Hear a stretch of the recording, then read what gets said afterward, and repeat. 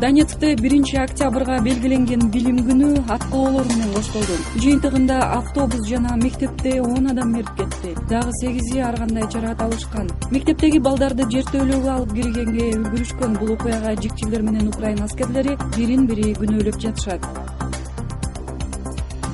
Техаста Эболага шектүү адамды 2 күндөн соң ооруканадан чыгарып жиберишти. Атайын кызматтар оорулууну ким чыгарып жибергенин жана ал кимдер менен байланышта болгонун иликтөөдө.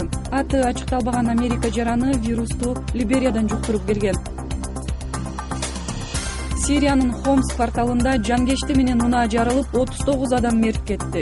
Жардыруу мектепке жакын жерде болгондуктан каза болгондордун көпчүлүгү 6-9 жаштагы балдар. Дагы 70 адам ар кандай жаракат алган. 4 жылдан бери уланган Сириядагы согуш 200 миңдей адамдын өмүрүн алды. Кытайда 10 000 көгүчкөн уулуу заттарга карата текшерүүдөн өттү. Канаттуулар Пекиндеги аянтка республиканын түзүлгөн күнүн белгилөөгө карата кое берилди. 20 миллион адам жашаган Кытай борборунда 1 миллиондой ыктыярчы майрамда коомдук тартипти көзөмөлдөөдө.